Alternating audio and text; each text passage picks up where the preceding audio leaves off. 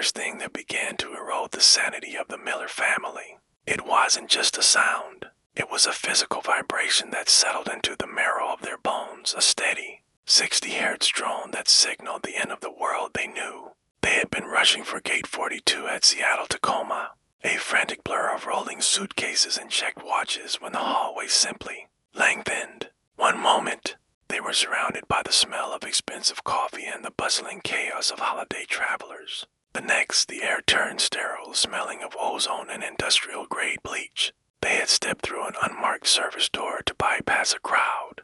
As the heavy steel slammed shut behind them, the lock didn't just engage, it vanished. The door became a seamless part of the wall, leaving them standing in Terminal Zero. It was a space defined by its terrifying vastness and its absolute lack of soul. The ceilings were impossibly high, supported by white, pillared arches that looked less like architecture, more like the ribcage of a bleached leviathan. There were no windows, no clocks, and no exits, only a carpet of a nauseating, geometric pattern in shades of bruised purple and nicotine yellow stretched toward a horizon that seemed to retreat with every step they took. Elias, the father, felt the first spike of claustrophobia not from a lack of space, but from the surplus of it. It was the claustrophobia of the infinite, realization that they were moving through a landscape designed to be passed through, never to be stayed in. The staff appeared shortly after the realization set in. They didn't walk so much as glide, their movements possessing a jerky,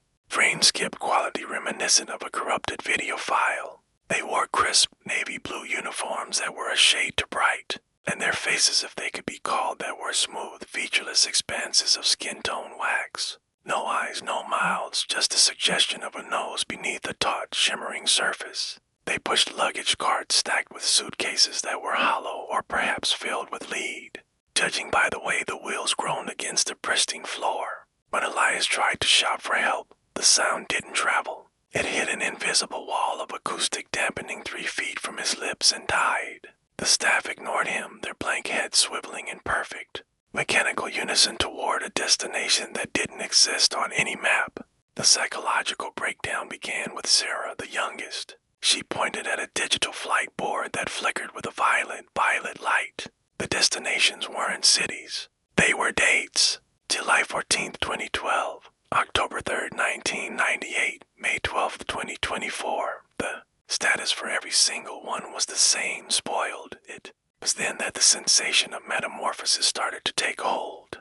Not of their bodies, not yet, but of their surroundings. The terminal began to respond to their presence. The more they panicked, the more the hallway narrowed, the walls leaning inward as if to listen to the frantic thudding of their hearts. The light grew harsher, exposing every pore on their skin, every frayed thread on their clothing. With a clinical, unforgiving clarity, it was exposed horror, the feeling of being a specimen under a microscope, watched by an entity that found their fear fascinating but irrelevant. Elias noticed the first memory leak when he looked at his wife, Clara. He tried to remember the name of the restaurant where they had their first date, a memory he had cherished for 20 years. It was gone. In its place was a jagged hole of white noise. He looked at the staff member nearest to them, a gate agent standing behind a desk made of cold, molded plastic. The entity's smooth face suddenly rippled. A small, dark slit opened where a mouth should be, and out came a sound that froze Elias's blood. It was the sound of Clara's laughter from that very first date. The entity wasn't just observing them. It was harvesting them. It was a memory harvest, parasitic extraction of their shared history to fuel the lights of Terminal Zero. The terminal was a shadow loom, weaving their past into its own sterile future. Every time they felt a surge of trauma, the memory of a lost pet, the sting of a childhood failure, the walls would pulse with a sickly, vein-like light. The airport was a living metabolism, and they were the calories. They began to see other travelers in the distance, hollowed-out husks of people, sitting in plastic chairs. Their skin turned the same translucent wax as the staff. These were the ones who had been completely trained, left to wander the terminal as janitors or security. Their identities rewritten by the terminal's crushing, liminal logic. Clara clutched her husband's arm, her fingernails digging into the skin, but Elias barely felt it. He was staring at his own hands. The skin on his knuckles was beginning to smooth over. The lines of his palms, the map of his life's work, were fading, becoming a featureless, waxy surface. The sensation was one of a terrifying, numbing peace. The terminal wanted to simplify them. It wanted to remove the noise of their humanity until they were as quiet and efficient as the fluorescent palmed out as they approached a set of frosted glass doors labeled VIP. Lounge, the sound of the hum shifted. It became a chorus of whispers, a layered tapestry of every secret the Miller family had ever kept from one another. The revenge of the space was its honesty. It was exposing the cracks in their foundation, using their own guilt as a tether to pull them deeper into the maze. The doors didn't open automatically. They required a ticket. Elias looked down and saw a slip of paper appearing in his hand. It wasn't cardstock. It was a strip of human skin and printed on it in black. Indelible ink was the one memory he had tried to bury deeper than any other, the secret that would destroy his family if it were ever spoken. As the frosted doors began to slide open, emitting a blast of freezing, recycled air, a shadow detached itself from the ceiling. It wasn't a staff member. It was something larger, something multi-jointed and dripping with a dark, iridescent fluid. It landed silently on the carpet behind them, its featureless head tilting as it mimicked the exact shape of Elias's shadow. The doors hissed, inviting them into the darkness of the lounge. But as Elias stepped forward, he realized he could no longer feel his feet. He looked back, and his shadow, the creature, was no longer following him. It was leading him. The VIP lounge was not a sanctuary, but a digestive chamber. As the frosted doors sealed shut with a sound like a heavy lid closing on a coffin, the Miller family found themselves in a room draped in shades of charcoal and ash. The air here was thicker, tasting of old dust and the copper tang of a nosebleed. The vastness of the terminal had been replaced by a suffocating intimacy. Furniture was made of a leather that felt disturbingly like warm, hairless skin, and the low-slung coffee tables were topped with polished obsidian that didn't reflect their faces, but rather the internal images of their most painful regrets. The staff in the lounge were more specialized. A concierge stood behind a marble podium, its navy blue uniform now stained with dark, oily smears. Unlike the gate agents, this entity possessed a single, oversized ear where its face should be, a massive, labyrinthine structure of cartilage and vein-streaked skin that twitched in the direction of their heartbeats. It was the auditor. His purpose was to listen for the specific frequency of trauma that could be converted into terminal power. Every time Sarah sobbed, the overhead lights flared with a blinding, clinical intensity, exposing the microscopic tremors in their hands. The metamorphosis was accelerating. Elias looked at Sarah and realized her hair was thinning, the vibrant blonde strands falling onto the carpet in clumps, only to be instantly absorbed by the geometric pattern of the floor in their place. A fine, translucent film was beginning to grow over her scalp. The airport wasn't just taking their memories, it was reclaiming their sensation. Sarah tried to scream, but her voice was no longer her own. It was a recording of a jet engine, a loud, mechanical roar that tore through the quiet of the lounge. The exposed nature of the terminal was undeniable now. They were being dismantled and repurposed into airport components. Clara, driven by her primal revenge against the space that was stealing her daughter, grabbed a heavy crystal decanter from a side table and hurled it at the auditor. The glass didn't shatter. Instead, it passed through the entity's head as if its matter were merely a suggestion, a shadow projection of a higher-order predator. The auditor's ear face pulsed, and Clara collapsed, clutching her head. She didn't cry out. Instead, a series of static, heavy security announcements erupted from her throat, listing flight cancellations and gate changes from 30 years ago. The terminal was using her vocal cords as a PA system. Elias realized that the shared memories were the only currency that kept them real. He tried to gather them in a circle, hoping that if they held onto their collective identity, they could resist the metamorphosis. He reached for a memory of a summer vacation, a beach house in Oregon where the air smelled of salt and pine. But as he spoke the words, the memory curdled. The sand in his mind turned to the gray, sterile dust of the terminal. The ocean became a vast pool of jet fuel. The airport was a terminal in the medical sense. It was a final, incurable state of being. It was overriding their realistic past with its own liminal shadows. The shadow self Elias had seen earlier, the creature that had mimicked his shadow, was now standing in the center of the lounge. It began to unfold. It didn't have bones. It had a series of telescoping, metallic struts that poked through its waxy skin like the framework of a luggage rack. It began to expose the contents of the memory ticket Elias had received, the secret he had hidden the time he had considered leaving them. The night he sat in his car with the engine running, staring at the front door of their home began to play out on the obsidian tabletops like a high-definition viral horror video. The trauma wasn't just his anymore. It was a sensation shared by Clara and Sarah. They saw his doubt, his cowardice, and his resentment. The revenge of Terminal Zero was to break the family bond by showing them the shadows they kept from each other. As the family's trust eroded, their physical forms became even more unstable. Their skin turned a uniform shade of luggage tag gray. Their fingers began to fuse into the handles of their suitcases. They were no longer travelers, they were the cargo. A chime sounded a pleasant, melodic ding that vibrated through their teeth. A voice, smooth and synthetic, announced, "The final boarding for the Miller family is now commencing. Please prepare for your permanent integration, the back wall."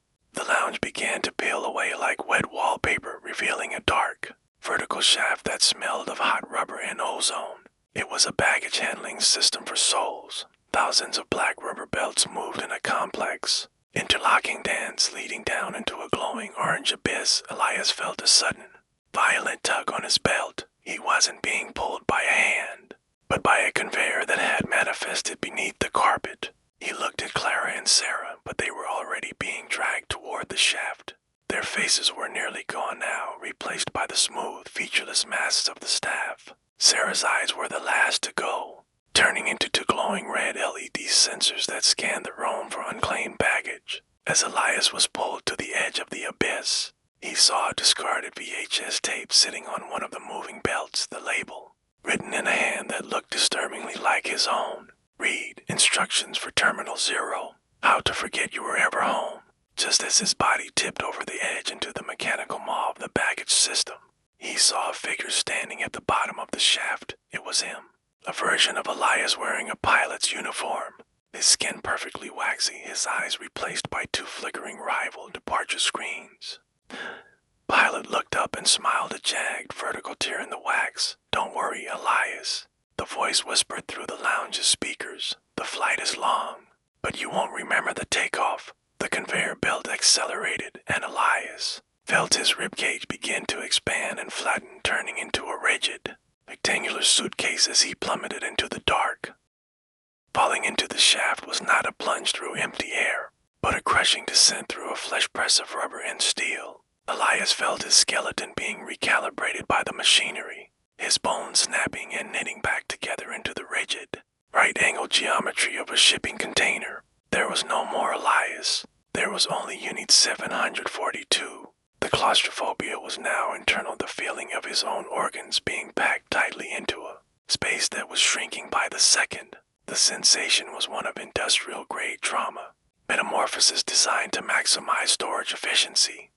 He was spat out onto a primary sorting belt in a cavernous, subterranean level that made the terminal above look like a dollhouse. This was the gut of the airport, a nightmare of realistic mechanical gore. Thousands of conveyor belts crisscrossed the space like a tangled web of black intestines, carrying things that were no longer human. He saw suitcases that still had human ears attached to the leather, carry-ons that rhythmically pulsed with the beat of a trapped heart. This was the exposed reality of Terminal Zero. It was a factory for the liminal, a place where biological history was compressed into static. Stackable weight. The staff down here were the handlers, towering, multi-limbed entities with arms made of hydraulic pistons and fingers like cauterizing irons. They didn't glide. They stamped. They moved with a viral horror mechanical violence, seizing units from the belts and branding them with glowing thermal barcodes. Elias watched as a handler grabbed a unit that looked suspiciously like Clara's floral patterned dress. The machine man pressed a glowing iron into the fabric flesh, and a burst of shadows erupted, a spray of her childhood memories of rain and her father's voice, turning into black steam that was sucked into overhead vents. The memory harvest was being processed into jet fuel for a flight that never leaves the ground. The revenge of the machinery was its indifference. Elias tried to reach out to the unit beside him, which was emitting a low, mechanical whimper in the exact pitch of Sarah's voice, but his hands were now locked into a hard plastic casing. He was cargo. He felt a sudden, sharp sensation on his side. The handler had reached him. The entity's face was a flickering CRT monitor displaying a 24-hour news cycle of every failure Elias had ever committed. It leaned in, the heat from its hydraulic joint searing the waxy film that now covered Elias's body. "You are over the weight limit," the handler's voice rumbled, sounding like a grinding rock crusher. "You are still carrying the trauma of the secret. We must lighten the load." The handler reached into the zipper that now ran down Elias's chest, a vertical incision into his soul. With a mechanical jerk, it pulled out a glowing, pulsating mass, the memory of the night Elias sat in his car, the engine running, wishing he could disappear. The memory was exposed to the cold air of the gut, and as it hit the light, it transformed. It became a service animal, a mangled, hairless dog thing with Elias's eyes, which jumped off the belt and began to run through the machinery, barking in a voice that sounded like a car's ignition turning over. The loss of the memory brought a numbing that was worse than the pain. Elias felt himself becoming hollow. The more the machinery took, the less he resisted. He was being processed into the perfect traveler, someone with no past to go back to, and no future to plan for. The metamorphosis was turning him into a liminal object, a thing that exists only in the between. He looked at the other units on the belt and saw they were all starting to look identical. The terminal was erasing the noise of their individuality, creating a silent, uniform archive of lost souls. But as he was pushed toward the final seal, a massive, steaming hydraulic press that would flatten him into a permanent boarding pass, Elias saw a glitch in the shadow loom. One of the janitors in the distance, a waxy husk in a neon vest, was staring at him. Beneath the smooth mask of the janitor's face, a single human tear tracked through the wax. It was his father. Not the man he remembered, but a version of his father, who had taken the wrong turn at Ann Airport in 1994 and had been working the night shift in Terminal Zero ever since. That the janitor father pointed a trembling finger toward a maintenance hatch hidden beneath a pile of unclaimed baggage. It was an emergency exit for the solo way to break the cycle by diving into the subfloor of the airport subconscious. But the price was high. To enter the hatch, Elias would have to unskin himself from the cargo shell, leaving his physical form behind forever. The hydraulic press began to descend, a massive slab of iron that hummed with the weight of 1,000,000 forgotten lives. The air grew hot and thick with the smell of burning plastic and ozone. Elias felt the first crush of the press against his new rigid corners, driven by a final, desperate spark of revenge against the machine. Elias didn't fight the press. He willed his consciousness to slide out of the suitcase shell, a shadow escaping through the teeth of the zipper. He felt himself becoming a thin, dark filament of pure memory, darting toward the maintenance hatch just as the press slammed shut with a seismic, bone-pulverizing thud. He plunged into the hatch, falling into a space where there was no floor, no ceiling, and no staff, only a vast, endless departure lounge filled with empty chairs where the only sound was the rhythmic, distant ticking of a clock that was counting down to zero. He looked down at himself. He had no body. He was a shadow on the floor. As he looked around, he saw thousands of other shadows all sitting in the empty chairs, waiting for a flight that had been delayed for eternity. One of the shadows stood up and walked toward him. It had the silhouette of Clara. "Did you bring the tickets?" the shadow whispered, its voice sounding like the wind through an empty hangar. Elias looked back at the hatch, but it was gone. In its place was a rival screen that simply said, "Welcome home."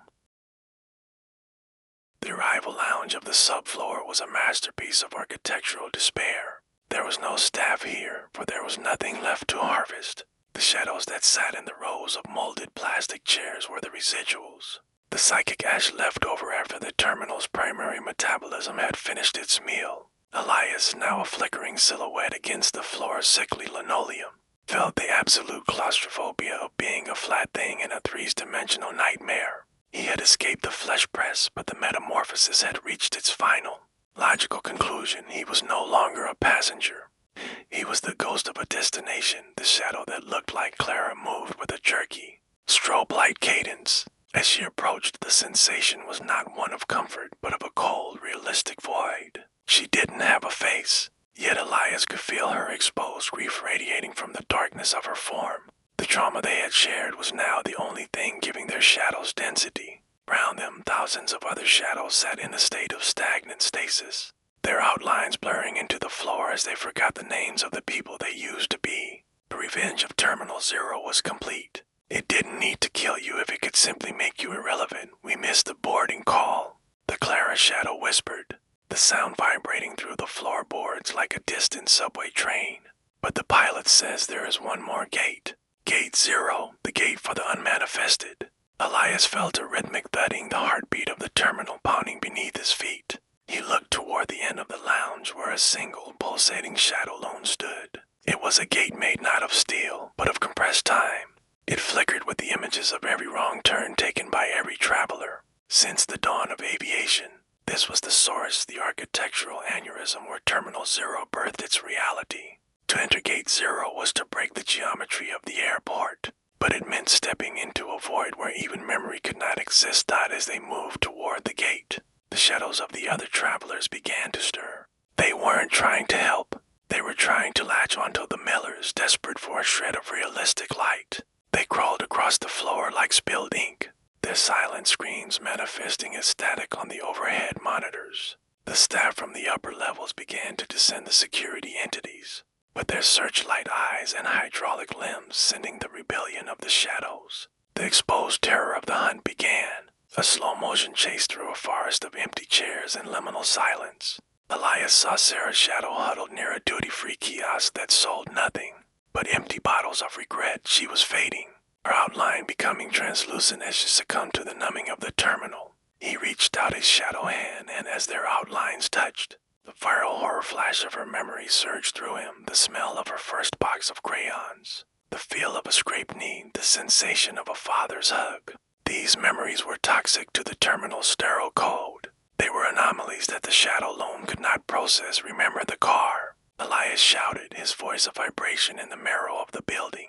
Remember the night I didn't leave. The secret is the key. The truth is the exit. By embracing the trauma instead of letting the staff harvest it, Elias turned his shadow self into a weapon of revenge. He pulled Clara and Sarah toward the pulsating Gate Zero the security entities closed in, their red lead eyes scanning for biological deviance, but they couldn't grasp the shadows. They were trying to catch smoke with a net. The metamorphosis reversed for a split second. Elias felt the weight of his human heart, the heat of his human blood, and the sharpness of his human fear. They reached the threshold of Gate Zero. The pilot, the waxy, multi-jointed version of Elias from the baggage shaft, stood in their way. He was the guardian of the loop, the personification of the wrong turn. His face was a mirror, showing Elias not what he was, but the potential for every failure he had ever feared. If you go through, the pilot hissed, you will never have been born. The world will forget the Millers. You will be a non-entity in a universe of full flights. Better to be nothing.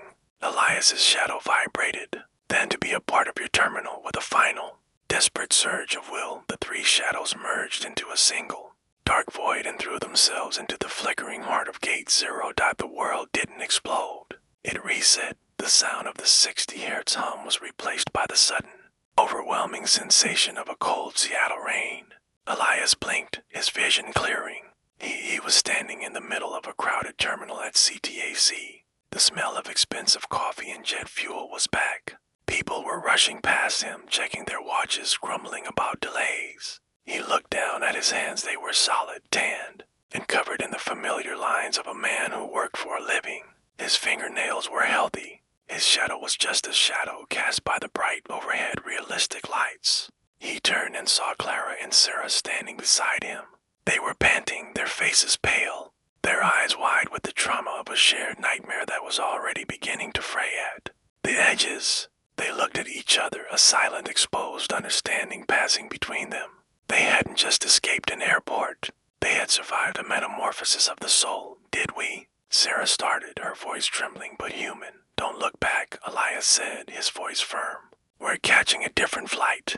We're going home. They walked toward the exit, leaving Gate 42 behind. They didn't look at the digital flight boards. They didn't speak to the staff. They walked out into the gray, bruised Oregon sky and breathed in the wet, ancient air of the world that exists. But as Elias reached into his pocket to find his car keys, his fingers brushed against something thin and waxy. He pulled it out. It was a small, plastic luggage tag with his name on it, but where the destination should have been, there was only a single black ink number, 0 dot behind them inside the terminal. A security announcement chimed, a pleasant, melodic ding that only Elias could hear. Final boarding call for the Miller family. You can never truly leave the between. Elias dropped the tag into a trash can and didn't look back. But as he caught his reflection in the glass of the sliding doors, he noticed that for a fraction of a second his eyes didn't reflect the parking lot. They reflected to flickering red arrival and departure screens. The terminal was gone, but the blueprint was now written in his blood.